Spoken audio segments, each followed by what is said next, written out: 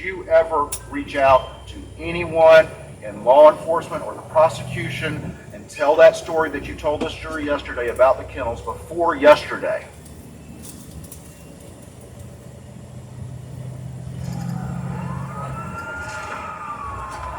Delivery on 30? Yeah, sign in. Sure, you might hold on to that for me, thanks. That is a ball I have just planted. Don't move. You move, the bomb detonates. I hear any alarms or sirens. I detonate the bomb, understand? Good. I'll be right back. You need to know what you're getting into. This is not cops and robbers. The enemy is everywhere, and he can't be seen. So what's it going to be? Are you going to be all heroic and difficult, or are you going to be sensible and help us save the world? Data drives everything. You think you're shopping for socks, but they know who you're voting for. Why me? They can trust you. You're the one who told me not to trust anybody. Corporate espionage is a dirty way to get rich. Are you accusing me of something?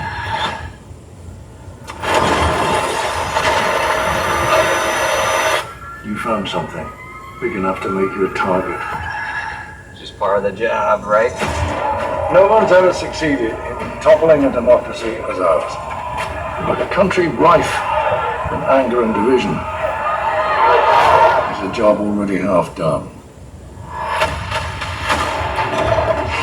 This time there were just too many possibilities. I can't tell the difference between what's real and what's not. Oh, you're really messing this one up, John. There's definitely something bigger going on here. What have you gotten me into? You must have absolute trust in one another, absolute trust in the plan. This is gonna hurt.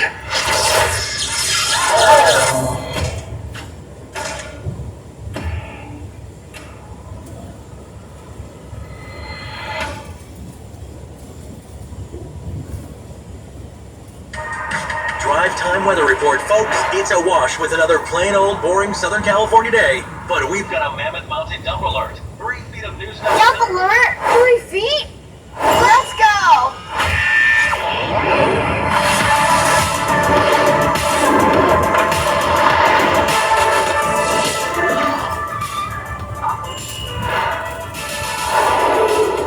Hey, nice skis. Did I ever reach out to law enforcement to say, I want to tell you about the kennels? No, sir, I did not. What is the Fifth Amendment line? This questioning about him volunteering information on these charges violates his Fifth Amendment rights. We strongly object. Any more would have to make it not motion. That's the rule.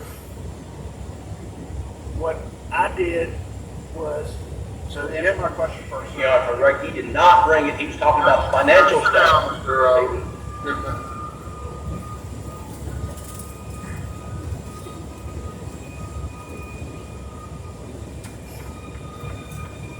Yes or no question? Before yesterday, did you ever bring up what you told this jury about that kennels to anybody in the prosecution or anybody in law enforcement? No, I didn't have the opportunity to, Mr. Waters, because you would not respond to my invitations to reach out and tell you about all the things that I've done wrong. And to talk about bringing this to a head, to talk about bringing this to closure. I understand how many people I hurt. I understand how angry my partners are and how hurt they are. And I understand how hurt these people that I stole money from are. I understand how hurt they are. And one of the things that I believe is getting past this may help them get some closure. And so since at least January, I've been trying to sit down with y'all to talk to y'all. Okay. And never, ever got a response to the multiple requests. Yes, sir, multiple requests. I would ask about this every Let's few ask weeks. this, sir. Sir? Did Mark Wall ever hear your story to the jury about the kennels until yesterday? Your buddy and law partner, Mark Hall? I haven't spoken to Mark Ball since I went to rehab. And these were the same law partners that you were listening to the night of. Is that what you testified to this jury earlier?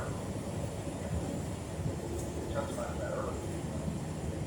I don't understand your question. Didn't you testify earlier that you were listening to your law partners on the night of the incident? Was I listening to them? Yeah, you testified to that. It's a simple question, sir. I'm sure I was. When are you talking about? On June 8th, in the early morning hours, you testified to this jury that you were listening to them, but you never told them the kennel story either. And they heard it for the first time yesterday as well. Is that correct? Yes, that's the first time they heard it. First time that Ronnie Crosby ever heard that would have been yesterday? If he was listening, that would have been the first time he heard it. First time Johnny Parker ever heard that was yesterday? Yes. First time Danny Henderson, who was representing you in the boat case, ever heard that was yesterday? Yes, yesterday is the first time that I have said that openly. But that's not what you were asking me, Mr. Waters, but you go ahead. First time your brother Randy heard that was yesterday.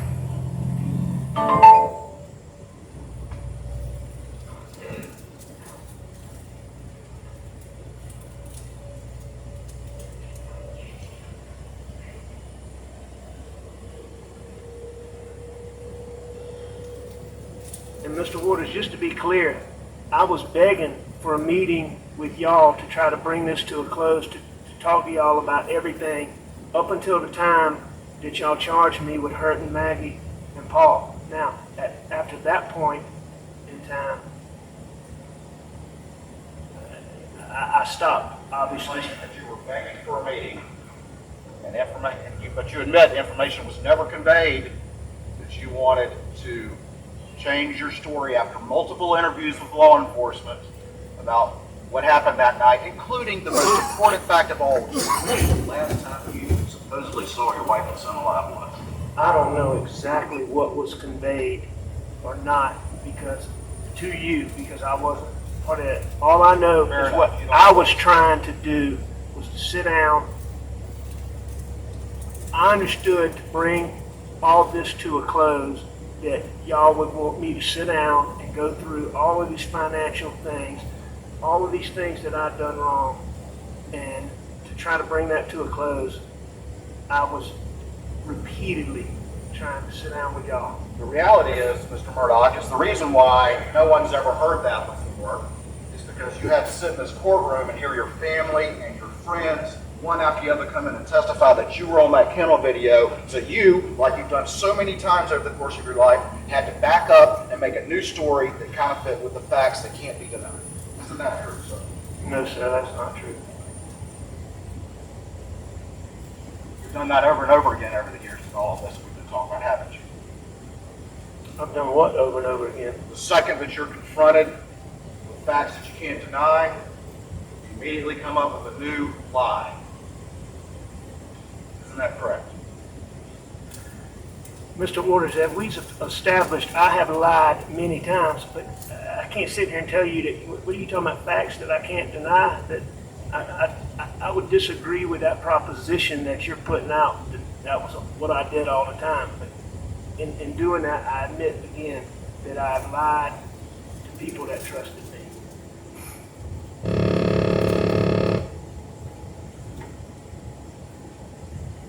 So we can agree that prosecution, law enforcement, so many heard for the first time your story about the kennels yesterday after all these weeks of testimony. Can we agree on that?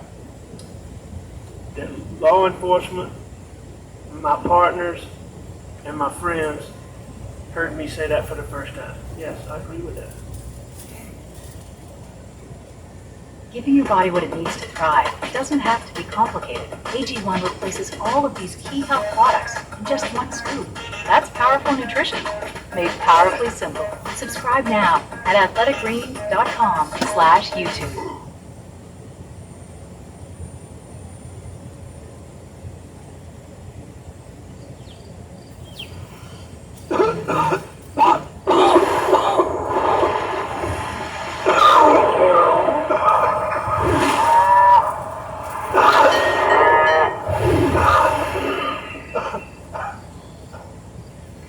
Introducing Ricola Max Throat Care. The best of Swiss nature wrapped around a powerful liquid menthol center. It's maximum nature for maximum throat relief. Ricola!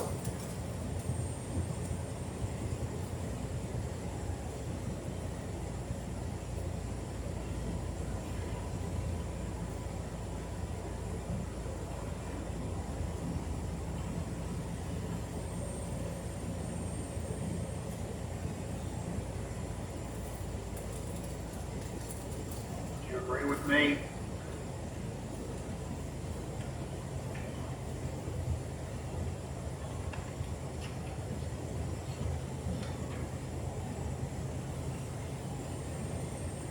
That your own lawyer was repeating your story that you were at home napping as late as November of 22 on national television. I don't know. You don't know that? No, in jail, we don't get newspapers, and the TV we have is limited. So your own lawyers, at least as late as November 22, didn't know the story that you told to this jury after 5 weeks of your family and friends coming in and saying, yeah, that's him on that video. Objection, Your Honor, violates attorney-client privilege communication. Totally improper. This one's fine. He has brought up his communications with counsel, and now that is fair game, Your Honor. Communications through counsel or alleged communications with the prosecution. No attorney-client privilege to national television interviews. The objection is overruled.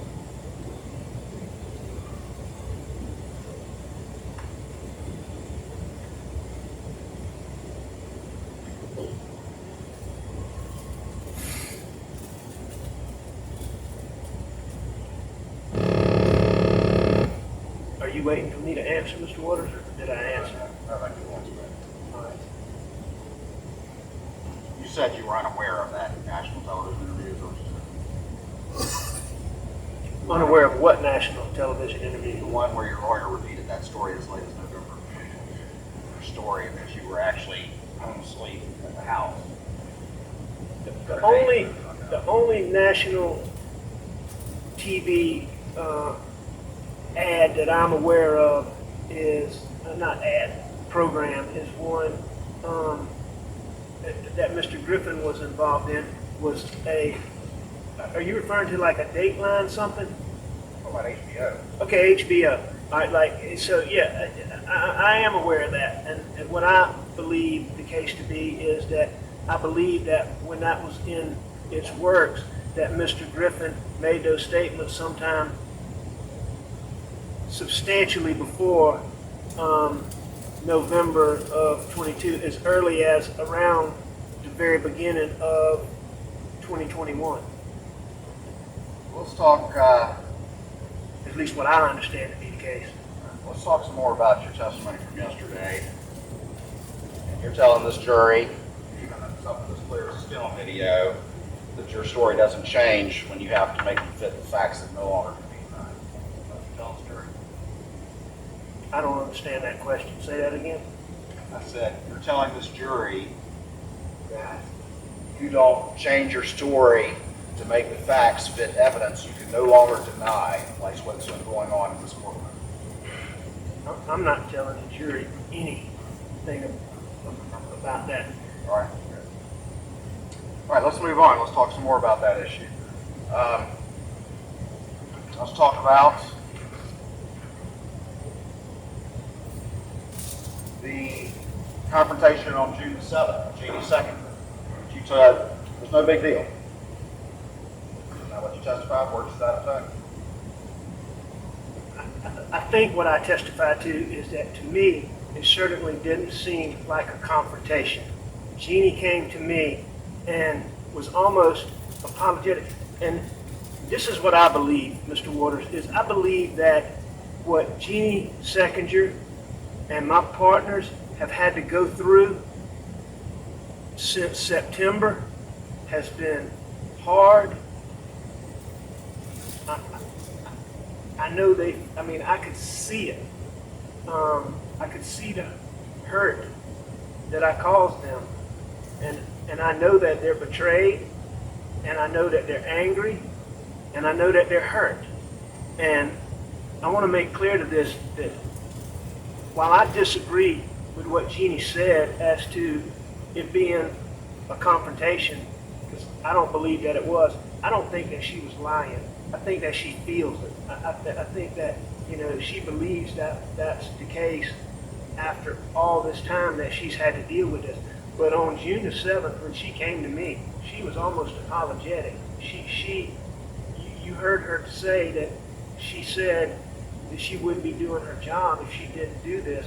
And it was made clear to me that someone had said this, that I had to make sure that income came through the firm, that I couldn't structure money. In other words, I had the impression that there was concern that maybe, like Mark Ball and Ronnie Crosby said, that maybe I was hiding fees because of the civil boat case. But that conversation was so quick, Mr. Waters, that you keep using the term confrontation. I didn't take it as a confrontation. You're telling the story, you're not making that issue fit. Make your story fit with those facts by saying, it wasn't a big deal, and Jeannie, she's hurt, so she's overreacting. No, that's not what I'm saying. Stand and testify. What I'm saying is exactly what I just testified to. That to me, on that day, that was not a confrontation. It ended almost as quickly as it began, and I didn't think about it again for a period of time until after everything happened. You testified earlier, you get paranoid if a police officer turns out behind you, but you're not getting paranoid when Jeannie comes in here and says, I need an answer about these fees? No, because I believe you took them. No, things like that would have caused the paranoid thought and the paranoid thinking. It was always related to pills. It was always, okay, that reaction that somebody just gave me. It was always related to pills. Do they know something? Did something somebody said? It was, I mean, the time, that's what, when I had to deal with paranoid thinking, that, if a judge confronted me in the courtroom about a piece of evidence, or if Jeannie asked me about that, those are not things that gave me paranoid thinking. Okay. And you testified the same thing about the vote hearing on June 10th. Not worried about it. Correct?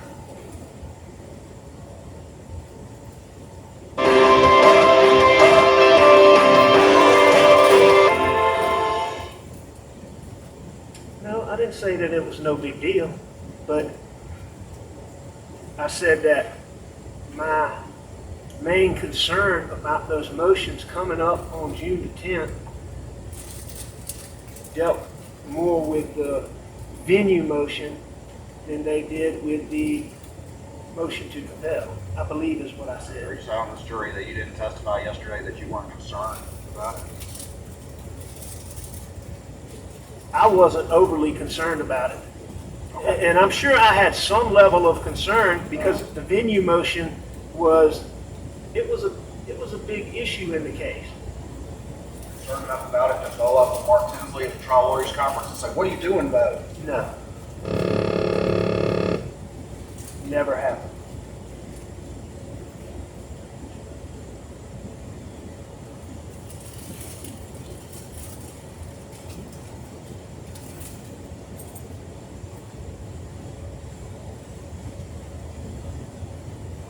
If the Ferris fee issue comes to light on June the 7th, you're not going to be able to borrow money from Johnny Parker.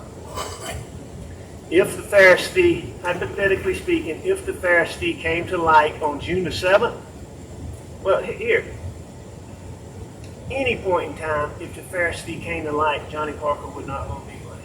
If Johnny knew that I had taken these, I would not have been able to borrow money from Johnny Barr.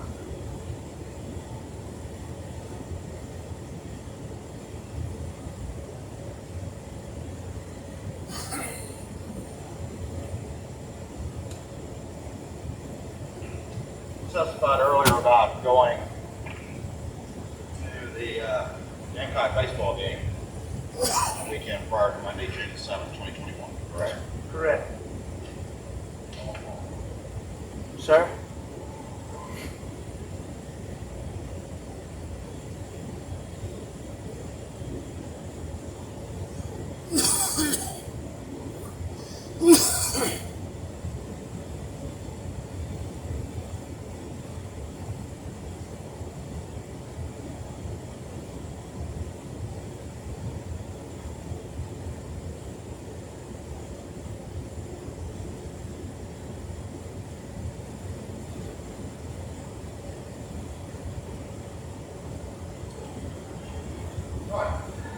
I'm going to show you what's been marked as stage 572. This trial. You got your ears ready, your glasses, and first I just want you to look through that document and answer the question. Do you generally know what that is?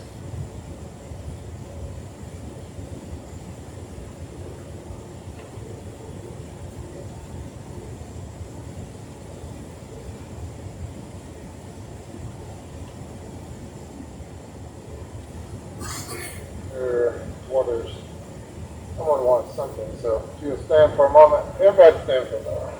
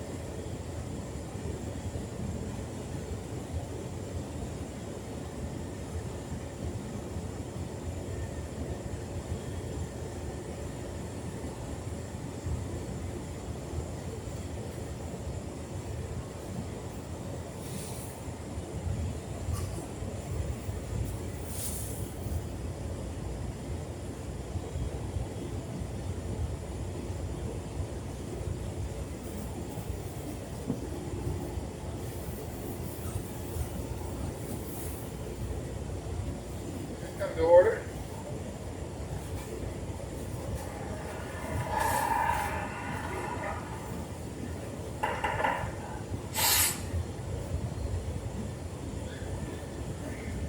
Please record.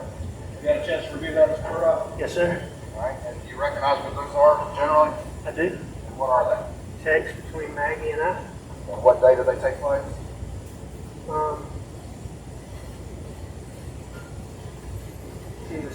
June 6th. June 6th, 2021. Is that correct? That's correct, yes, sir. At this time, the state would offer states 572 into evidence. Objection. Admit without objection. All right. Tell the jury, where were you when these texts were taking place? I was in the hotel, What city were you in? Columbia, South Carolina. And where?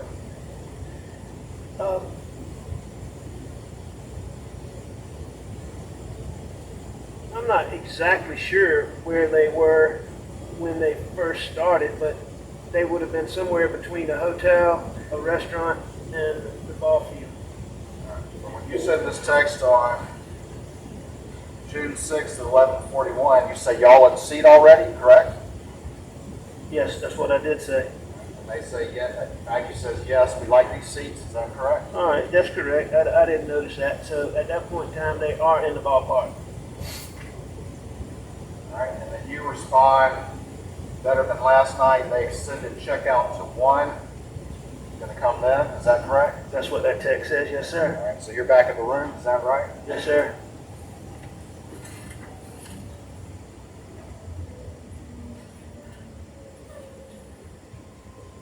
on you text after she asked you to bring a charger.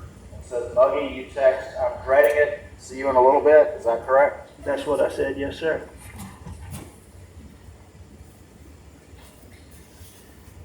She responds, don't come, and then asks about the charger. And says it's hot. Is that correct? Mr. Waters, yes, I assume you were reading it exactly, so, yes, sir.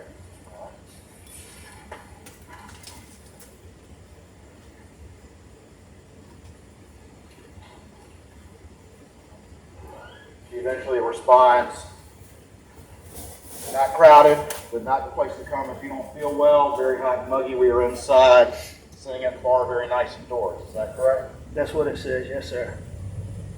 And then you respond, Dodgy, by accident, they are making me leave, so I'll see y'all in a few. Is that correct? That's correct. And who was making you leave where? It was past checkout time at the hotel. After you got an extended checkout, correct? It appears so.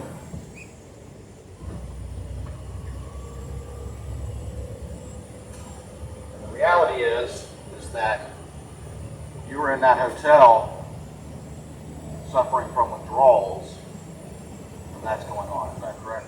I was beginning to, yes, sir. And the reality is that your wife and your son were on you at that time period because they had found pills just a few weeks prior. No, sir, that's not correct.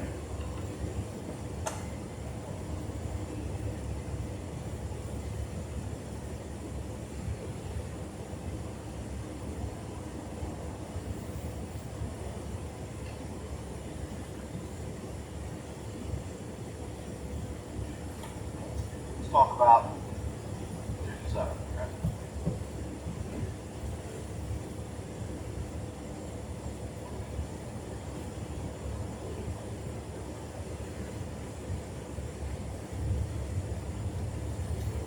You got up that morning. Or what time do you think you got up and left that day? After having the benefit of looking at all these records, I don't know what time I got up and looking at the records. Obviously, I've been up for a while, but it appears I left shortly after noon. And you went to work? I did, yes, sir. And what were you working on at work? I was working on this Dominion Energy case. Was primarily what I was working on. That we had motions coming up later in that week.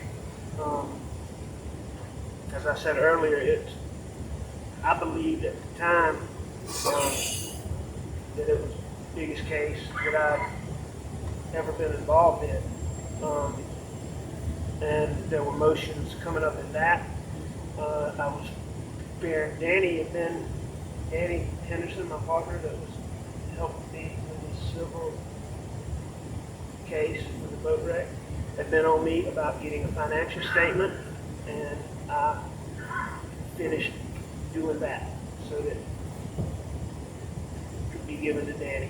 It's primary, is what I remember doing. Obviously, I talked to Jeannie.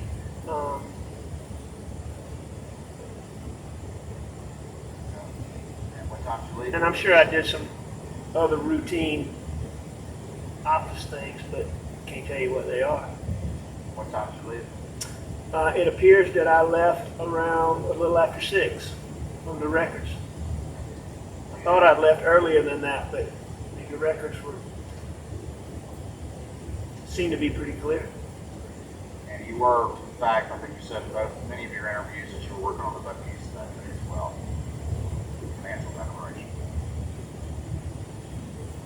Yes, I prepared the financial declaration. I didn't do any work in this civil case.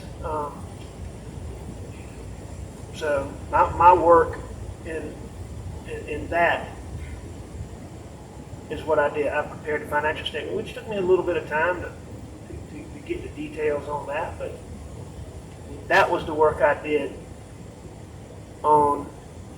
in preparation for the motions coming up.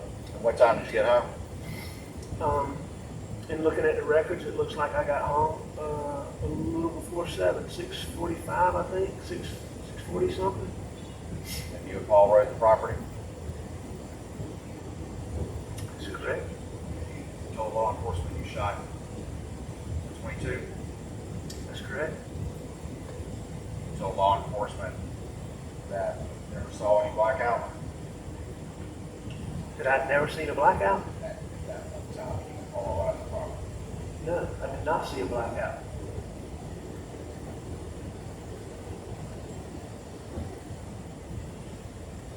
Did you tell law enforcement that you and Paul were going around looking for hogs?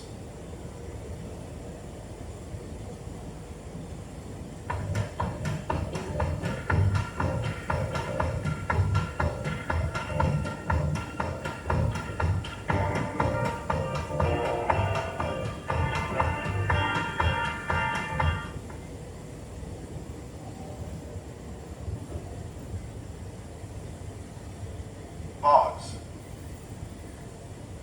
If I said that, Go ahead. and if I told them that, you know, you don't look for hogs in the daytime. All right, the hogs are deep in the swamp in the daytime. So I can tell you that Paul and I were not riding around looking for hogs. But what we were doing is we were going from food plot to food plot, and we were looking for hog signs. All right, what a hog will do is come out and root, and they tear up food plots. They tear up everything. And so that was one of the things we were doing. But we were not hog hunting. We were not looking for hogs. We did not have the 300 blackout with us. Paul didn't have the gun that blackout that he favored with him while y'all rode the property. The gun that's in here, Any white. there was no 300 blackout with me and Paul. All y'all had was a 22. And that was a 22 pistol, but we didn't have that with us at that time riding the property. And you testified, you've seen the Snapchat video of you in the tree, is that right? I have seen that. You don't dispute the time of that video. I don't need to know what time that was taken, but whatever the gentleman that. came and testified to, I don't dispute that. Right. And what time, let me ask you this, when did you go back to the house? Were you with Paul or were you by yourself? I was by myself when I went back to the house. I went back to the house basically when Maggie got there. When Maggie got there. All right. And where had Paul gone prior to that? Was he back at the house already or he came after you? Paul was at the shop when I went back to the house. All right. So you beat him to the house is what you're saying, is that right? I beat him to the house? Yeah. You were at the house prior to him getting there. Yes. And you say Maggie was there at the same time or there before you or there after you? That's what I'm not absolutely certain about. I believe that Maggie came through the kennel entrance, and going back and looking at these records and these times, I believe she came through the kennel entrance while Paul and I were at the shop. But either way, I got to the house very shortly after Maggie got there. And I believe that she came through, and I believe that I went right behind her. When did you take the shower that you've been talking about? I believe when I first went in the house. I mean, I would have talked to Maggie for a second, but I'd seen her that morning, so. You left your clothes on the floor? I'm not sure. It makes sense to me given what Blanca's said, but I couldn't tell you one way or the other. Now, what time was that, you think? And looking at the records, I think that was a little after 8. You're saying Maggie was already there at that point? When I got to the house? Yeah. Yeah. And what did you do after that? I came back out, sat out on the couch to eat dinner. What time was that? A few minutes later, it didn't take me long to shower. And Paul was already eating at that point? He was. Say he left first. What I said is he got up and he finished eating, and he left our immediate vicinity. Now, I don't believe he left at that point, given what I've looked at time records, and I believe that he was around the house for a little bit longer. And just to be clear, again, But I didn't see him. all of this detail was people were here for the first time yesterday, like we talked about before, correct? Say that again? All of this detail that we're going through right now is not anything that you related before. We're all hearing this for the first time yesterday. Objection, Your Honor. Fifth Amendment privilege. Objections overruled. So, yes, I did not tell law enforcement.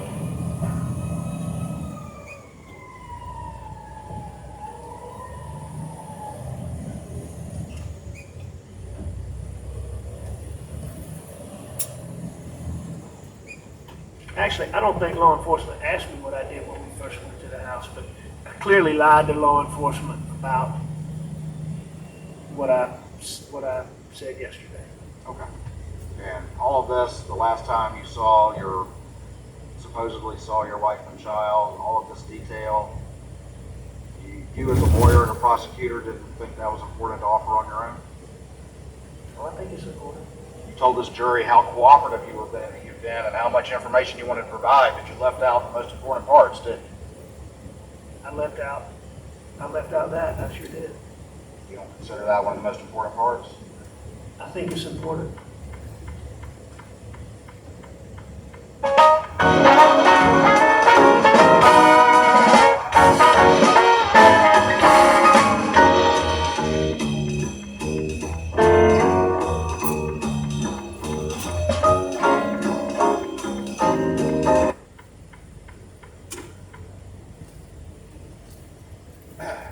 All right, tell me about what happens next. Tell me about how Maggie and Paul end up out down at the kennels.